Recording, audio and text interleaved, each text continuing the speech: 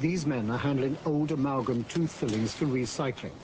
Once removed, what had lived inside our mouths for years is suddenly treated as the dangerous poison it's always been.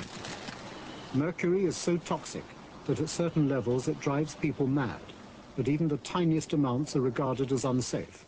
At lower levels, and no one quite knows how low they are, the metal attacks the brain and the central nervous system, producing symptoms which include nervousness and irritability, lack of concentration, loss of memory and self-confidence, mood swings, anxiety, depression, fatigue and insomnia. Because there can be other causes for these symptoms, no one has associated dental amalgam with them. But suddenly the familiar quicksilver of our youth is beginning to look dirty. If you have something that's being put in your mouth that you can't dispose of in a wastebasket without breaking our environmental protection laws, there's no point in keeping it around. There's no point in taking that type of risk. There's no point in exposing people to any level of mercury toxicity if you don't have to. Mercury is a poison. There's no safe level. The World Health Organization has determined that. And so how can we continue to implant that into people's teeth? Dentists have been using amalgam for over a century, convinced of its safety. The mercury is used to bond silver and other metals together to make a cheap, efficient and durable filling. Yet no one has proven that when the mercury goes into our bodies that it is safe. The dentists have always assumed it was safe because there were no identifiable side effects.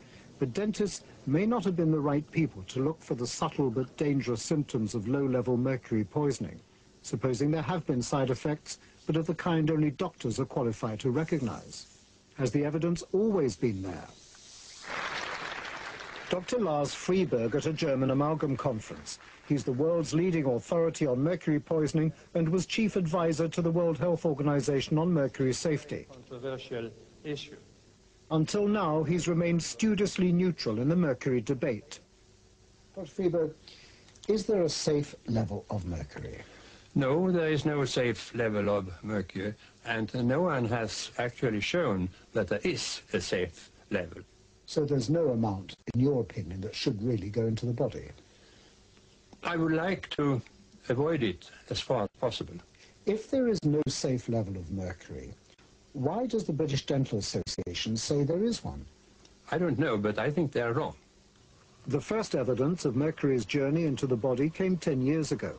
Dentists had always assumed that mercury stayed inert in the filling, but scientists discovered that the gleaming new amalgam inside a polished tooth didn't stay put.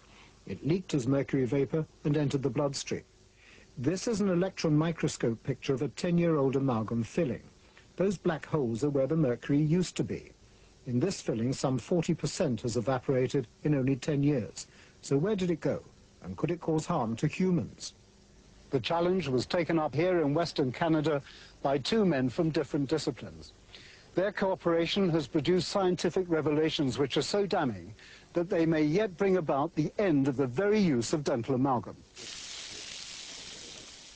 Fritz Lorscheider and Murray Vimy set about clearing the smoke surrounding the amalgam mystery. Vimy, the academic dentist and World Health Organization consultant, and Lorscheider, professor of medical physiology at the University of Calgary. They pioneered a simple but dramatic experiment to show not only where the missing mercury went, but also that it did do harm when it got there. Their work shattered the comfortable illusion that mercury in amalgams was stable and safe. They took a sheep and put fillings in its teeth containing radioactive mercury, which would show up as black on X-rays. Here's the outline of the sheep, going all the way around. And this is the jawbone of the sheep. Here are the two stomachs. This area is the liver, and here are the two kidneys. And this is the transverse colon. So the mercury from the fillings, which was slightly radioactive, migrated to these tissues. In fact, it was in all the tissues. Now, the dental profession said that, well, it's a sheep. It chews too much. They grind a lot. They regurgitate their food. It's not a good example. So they repeated the work with monkeys and found again the mercury had spread. When you look at all the current scientific evidence, what do you think it's trying to tell you? It tells me very succinctly that there's a chronic low-dose exposure to a toxic heavy metal, that 80 to 85% of the industrialized world has this metal implanted in their teeth, and it's a situation of timed release poisoning. Now even more ominous evidence has been uncovered, this time about the dangers of amalgam's mercury in the most vulnerable and sensitive organ of all. Dr. David Eggleston is a dentist in California. His clients include Tom Cruise. His less glamorous work recently took him to the county morgue to investigate the relationship between dental mercury and the brains of the dead. Eggleston spent months studying the records and discovered that mercury from amalgams not only accumulates in the brain, but some of this poison stays in the skull for as long as 40 years. I think there is legitimate concern regarding the mercury issue in dentistry. Mercury does release from the silver fillings. It does accumulate in the body. Do you insert mercury amalgam in this practice here? No, I do not. For the reasons you've just given? Yes, for the mercury issue, yes. And have you had your fillings, your amalgam fillings removed? Yes, I have. Again, for the same reason? For concern with mercury, yes. Is there any doubt in your mind about the association between mercury and Alzheimer's? I would not want to make the statement that mercury causes Alzheimer's disease, but there is no doubt in my mind that low levels of mercury present in the brain could cause neuronal cell death, and this could lead to dementia, which would be similar to Alzheimer's disease. Dr. Boyd Haley, professor of medicinal and biochemistry, has just made a dramatic breakthrough while investigating the implication of dental amalgam with Alzheimer's. He's discovered that even tiny quantities of the metal can produce changes in the brain that are identical to changes caused by the disease. Specifically, the mercury inhibits the efficiency of tubulin, a protein essential to brain cells. We can't go inside a living human being and look at their brain, so we have to work outside and do scientific experiments such as we've done. And to the best that we can determine with these experiments, mercury is a time bomb in the brain waiting to have an effect. If it's not bothering someone when they're young, especially when they age, it could turn into something quite disastrous. In Sweden, Dr. Lars Friberg, the world authority on metals poisoning, remains baffled at the various attempts by dental lobbies to maintain a rearguard defense for a material whose time he feels has come.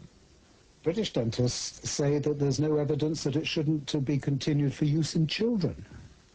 Yeah, I think there's no basis for such a statement. Are you saying children are particularly vulnerable or what? They are definitely particularly vulnerable. We know that if you take the young child, I mean, it takes a few years after birth until the brain is developed. And we know that the brain in children are much more sensitive than in the adults. But it's not just young children at risk.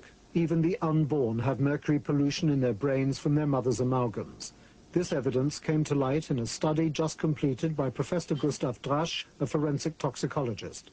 He examined the brains of dead babies and fetuses and found mercury deposits had crossed the placenta into their tiny skulls.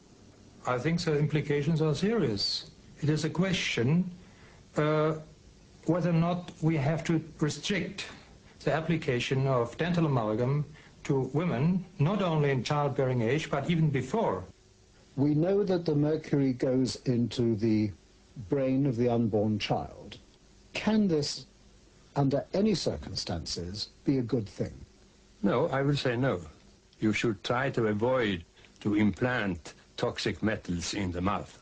Why then does an organization like the British Dental Association say that mercury is safe for everybody unless they're allergic to it? Well, I don't know why they say it. That's impossible for me to answer.